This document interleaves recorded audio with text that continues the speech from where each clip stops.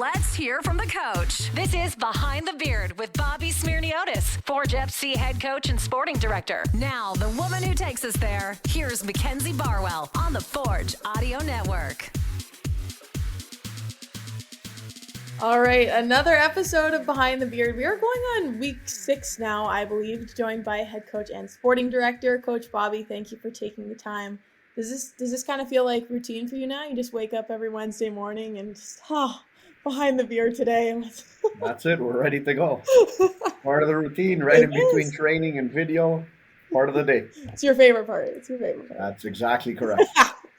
You ran some 11v11 yesterday. I wanted to ask, what does that allow you to do in practice that you can't normally accomplish on a day-to-day kind of basis? What was the focus there? At least one time a week, we want to make sure we're mimicking the game as much as possible. Whether it's something we want to fine tune from a previous game or something we're preparing for the next game, and just generally, it's a great way to work on our match principles that stay constant week to week. That's what it was about this week as we prepared to play Valor. Yeah, I mean, you talked about some fine-tuning there, and now almost a third of the way through the season, still high up in the standings, but not having the results that you've wanted over the past couple of matchups. What are those major contributors that you feel like will give the team success going into this weekend? Like, what's going to shift the momentum for you guys? Yeah, that's pretty much an easy answer. It's putting the ball in the net. For the most part of the season, I think, even when we've been winning games and things have gone our way, we could be more clinical in the final third. It's the same thing in these past couple of weeks, where we've let 2 games get away from us and a tie in Calgary. I think we just have to be better in that final third, and we're creating a lot apart from last game. Last game was a little bit of an anomaly for us against Pacific, although we controlled major parts of the game. We weren't bold enough and just as forceful as we want to be in the final third. And I think if you do that, then good things come. And so that's what we just need to work on. It's just making sure we've got a little bit more confidence in that final third and making those movements towards the opponent's goal and putting some pressure there. I've talked to Kyle and Tristan recently, and they talked about resilience. Is that a conversation that you guys have in the locker room a lot, having that kind of mentality and attitude? Yeah, 100%. It's something you need. It's something you need in a league like the CPL. This is a league where we're going to play each team 4 times. It's not seeing them twice as conventionally done in most soccer nations and most soccer leagues. We see everyone 4 times, so you just got to keep on moving along, and it's one thing we've learned over time. And whenever there's a rough patch, you just got to make sure that you continue working through that. Believe in your principles, believe in your abilities, and just make sure you keep on doing the right things, not only in games, but within the week of training, because that's your preparation, and that gives you, the mindset, the sharpness to be able to perform in the match that's coming up in the week. When it comes to having these rough patches in the season, like congested periods, you guys have these games back to back. Do you kind of see that as a positive thing at times so that you're able to kind of keep the momentum going and shift your focus to the next match? I mean, the easy answer is when things are going well, you always like it. Right. And when things aren't going well, you want more time in between. So, there's not a definitive answer on that. The answer basically goes with, what the mood of the group is. And when you're winning, you can keep those games coming all the time.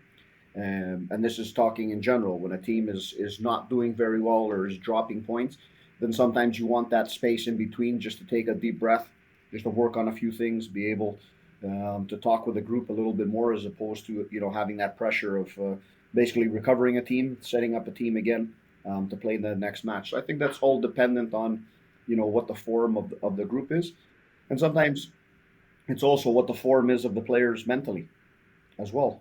Things can be going well, but there could be other things going on. So you always have to take everything into consideration.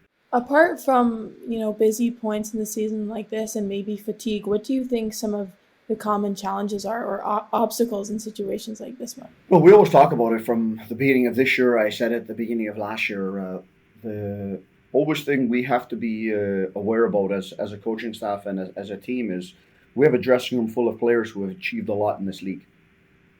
Right? And the motivation has to stay there. because it's not easy as an athlete. It's not easy as a club, especially for ours when there's only one result. That's winning. That's winning championships. It's why we win games. It's not the most exciting thing in the world.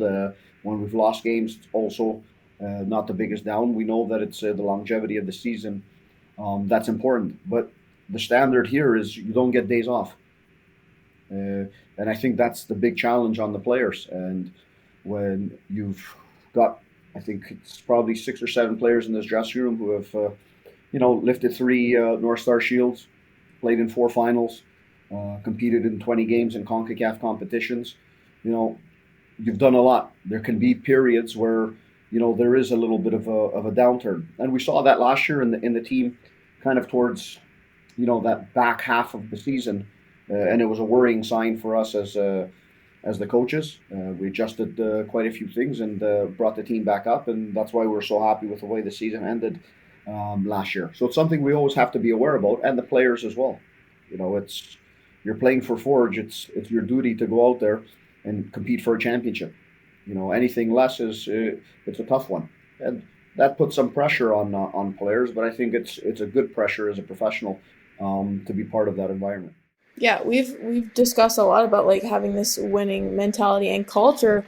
What role do you think that goal setting plays in helping the team reach their full potential? Do you feel like as a coach, your approach is more so toward that finish line or the process and the smaller milestones that lead to it? Yeah, well, you have to come to a common goal with the group and make sure that one, it's something that they want, because we can want it all we want as a staff, but do they want it? And then they have to. All of us need to understand in order to get there, it takes sacrifice. And that's the toughest thing in sport, and that's the toughest thing in trying to repeat as we've had to do each and every year. It's you set these, but you got to keep yourself to a standard. We go back to what I said before. There are no days off. If we take days off and other teams are working because they're hungry, they haven't achieved, they haven't won, it's easy for them to hit highs in the season. And for us, the highs just means, okay, maybe we're getting closer to a goal. So I think it's you work on it incrementally throughout the season. You keep a level head on how you do things, and then it's up to us as a staff and even within the players to make sure we keep everyone motivated. How do you do that? You make sure that you're working on the right things in training. You make sure that you're also having a good time out there. You make sure they spin the wheel if they screw anything up. There you go. They make sure that they spin the wheel. Right. They've got that under control on their own. So you have to look at things globally. It's not just about the tactics of the game, but you have to really know how the players are doing, how they're feeling, what their reactions are to certain things. So you really have to be in line with the players and be able to affect them in a positive way. Okay, last question, Bobby, before we finish up. I saw a couple kids in some custom Smyrniotis jerseys the last home game. Can I assume that that's your little cheer squad / family? That is correct. That's juniors. They're at every game here. Do they ever travel? How do they feel about maybe taking a little vacation to Winnipeg this weekend? Yeah, to be honest, they come to the York games that are down the street, and the only game they've been away to was last year's final in Ottawa. One thing's for sure, they had the time of their life. Yeah. So they get travel privileges, but for the finals, I guess? Yes, that's it. The rest, they're at each and every home game here, cheering on the team.